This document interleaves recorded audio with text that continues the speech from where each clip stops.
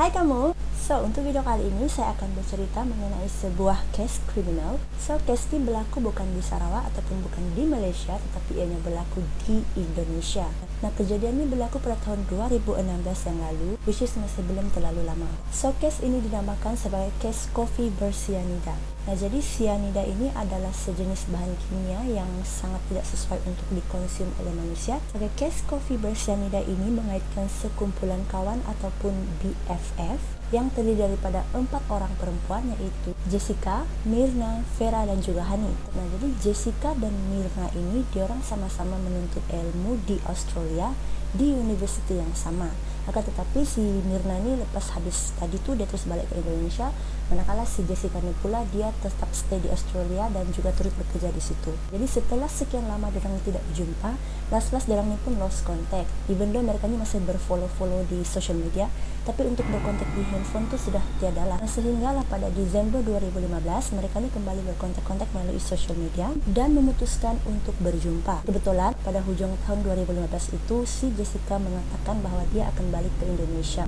Mereka ni macam happy dan excited lah untuk berjumpa semula ataupun membuat reunion, dan mereka memutuskan untuk membuat grup WhatsApp khas untuk diorang punya reunion inilah. Setelah berbincang-bincang, mereka pun memutuskan untuk berjumpa pada 6 Januari 2016 pada pukul 6 petang di sebuah kafe yang ada di Jakarta, yaitu Cafe Olivier. Terus di hari kejadian, yaitu pada 6 Januari 2016, Jessica memaklumkan di dalam grup WhatsApp bahawa dia akan datang awal ke Cafe Olivier untuk mengelakkan jam. Dia sampai 2 jam lebih awal ke Cafe Olivier, yaitu pada pukul 4 petang. Nah, pada awalnya Jessica sampai di Cafe Olivier ni, dia menunjukkan beberapa tingkah laku yang aneh. Antaranya adalah masuk-masuk saja di kafe, dia terus mondar-mandir di sekeliling kafe sambil memerhatikan kawasan sekeliling. Pada mulanya orang-orang pelayan kafe itu menyangka bahwa si Jessica ini ingin mencari tempat ataupun meja yang dia inginkan. Setelah dia selesai mondar-mandir di dalam kawasan kafe itu, dia terus pergi ke reservation counter untuk membuat tempahan meja, dan dia telah memilih meja nombor 54. Nah, ngam-ngam, meja nombor 54 ini adalah kawasan yang tertutup dengan CCTV kerana ada pasu bunga di hadapan meja tersebut. Kira begitulah. Dan tidak tahu juga sama ada ini adalah kebetulan ataupun memang sudah direncanakan. Perbuatan aneh yang kedua adalah setelah membuat reservations, si Jessica ini meminta tolong kepada salah seorang pelayan kafe untuk mengambil gambar dia. Jadi si Jessica ini juga meminta si pelayan ini untuk mengambil gambar dia berhadapan dengan meja nomor 54 itu. Means si kafe ini dia suruh ambil gambar dia dari arah meja nomor 54 itulah. Tidak diketahui juga sama anak ini adalah direncanakan ataupun hanya juga kebetulan semata-mata.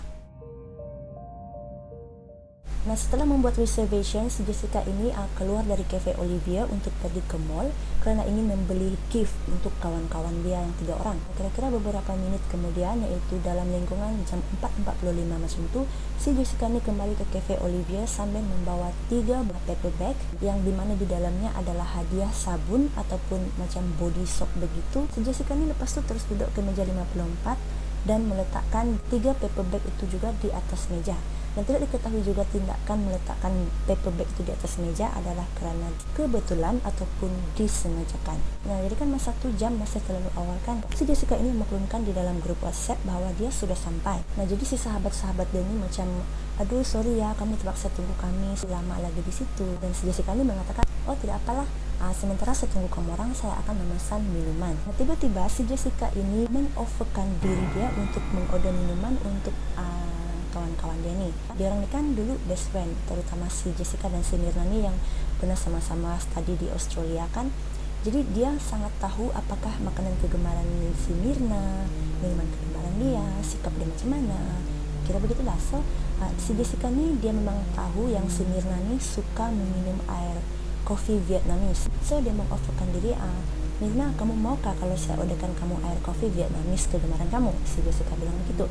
Nah, tapi si Myrna ni mengatakan bahwa, oh tak apalah, nanti saja saya order sendiri. Nah, tapi si Jessica ni menjawab macam ni, saya mau pesan kopi ini sebab kalau saya beli 1 kopi, ada 2 air percuma yang boleh diorder. Nah jadi si Mirna ni pun oke lah kalau macam tu kamu orderkan kopi Vietnamese untuk saya, bilang si Mirna. Si Jessica ni pun terus mengorder kopi Vietnamese dengan air 2 percuma iaitu cocktail dan juga fashion Fazera. Dan ikut CCTV juga yang tidak begitu jelas di mana ini terlindung, tapi dari segi gerak geri itu masih boleh dilihat. Jadi selepas pesanan air itu datang di meja, ada beberapa pergerakan tangan daripada Jessica yang agak mencurigakan, di mana dia seakan sedang mengambil sesuatu di dalam bag dan terus tangan dia tuh macam di atas meja lagi sebanyak 2 kali.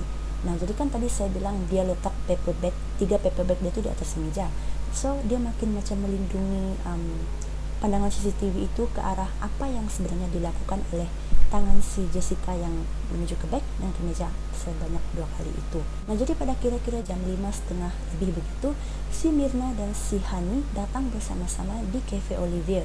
Diorang dua ini sampai bersama-sama lah begitu. Nah jadi 3 orang sudah sampai di cafe, Jessica, Mirna dan Hani. Vera belum sampai lagi. Nah jadi setelah sekian lama tidak berjumpa, diorang ni bertiga ni pun terus berpelukan, macam greeting lah begitu. So si Jessica ni pun macam biasa dia mempelawas si Mirna dan si Hani ni untuk duduk dengan dia di meja dan mengatakan, Mirna itu kopi Vietnamese kamu, bilang si Jessica begitu.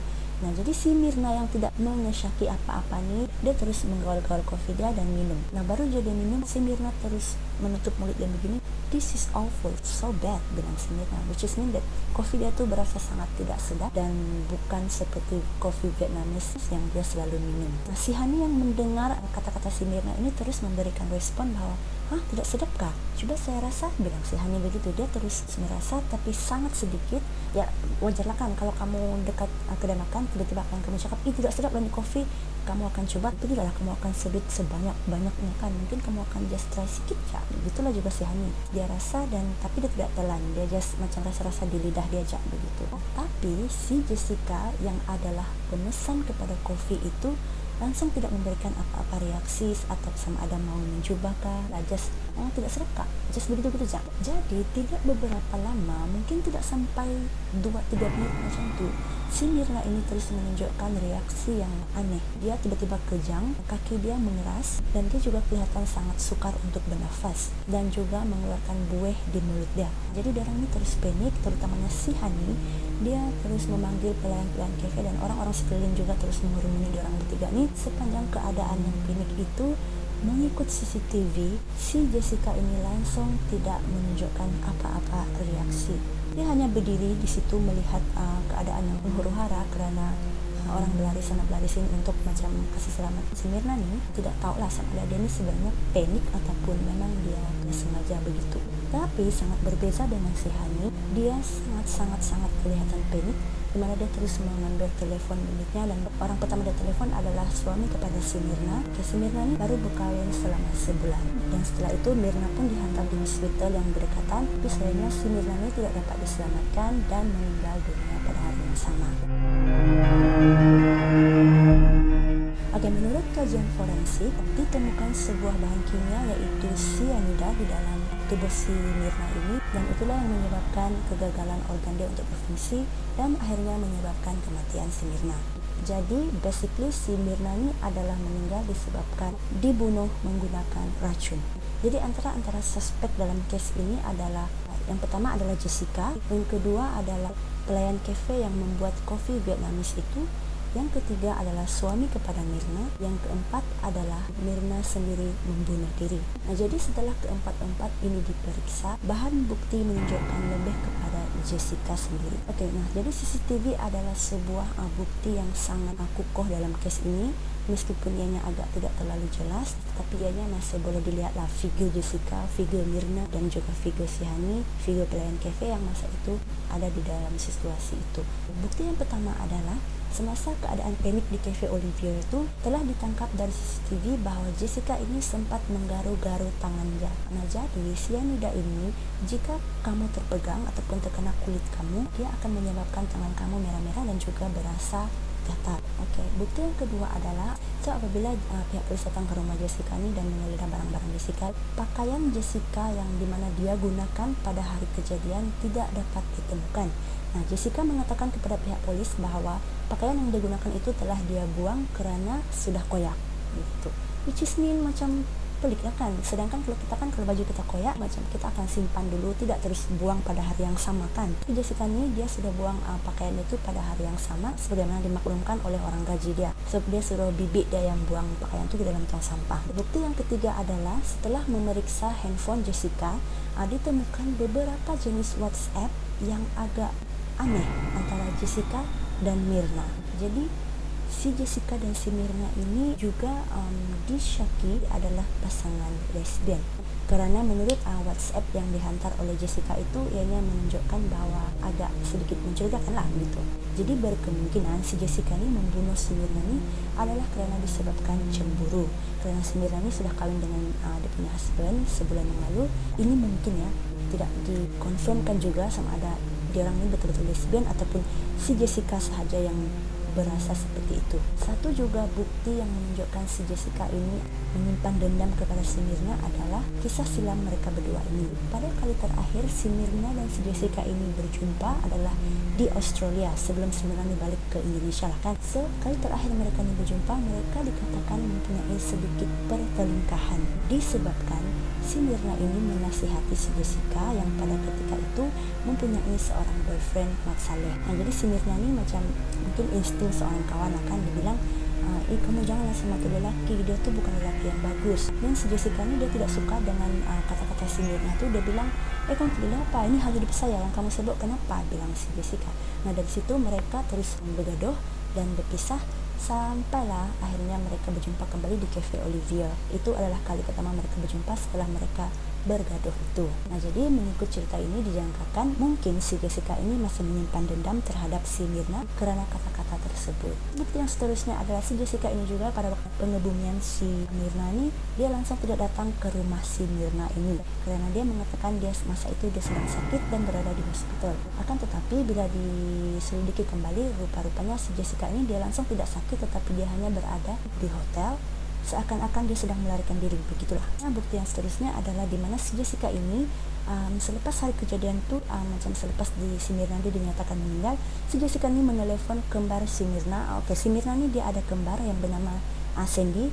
So si Jessica ini terus dia call si Sandy ini, dia seakan-akan macam mengarahkan keluarga si Myrna ini untuk menyaman Cafe Olivia nih. Di situ juga dia orang ini macam mengesyaki sesuatu lah kepada si Jessica nih sehingga si Jessica nih turut menjadi tersangka. Yang seterusnya adalah ketika kes pembicaraan ini dijalankan di Mahkamah Indonesia, si Jessica ini seolah-olah orang yang sudah hilang ingatan, di mana jawaban dia apabila ditanyakan oleh pihak peguam dan hakim, saya tidak tahu dan saya tidak ingat.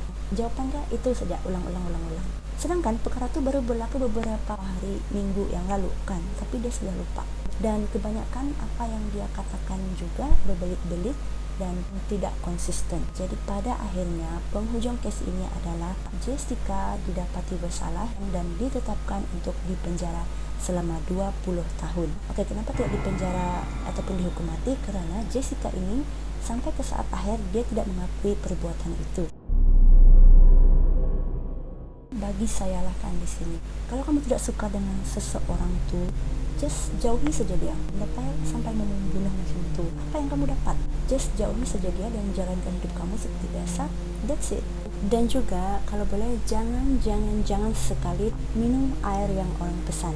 Siapapun itu, kecuali lah kalau orang tuh betul-betul macam kamu yakin 100% dia adalah seorang kawan kamu yang memang betul-betul kawan. Tapi untuk langkah berjaga-jaga saya rasa better don't lah begitu. So itu saja untuk video kali ini. Ini adalah video kriminal saya yang pertama, jadi saya mohon maaf jika agak tunggang langgang dan juga berterabur. Jangan lupa like, comment, dan subscribe dan share juga. And I see you guys in the next video. Bye kamu.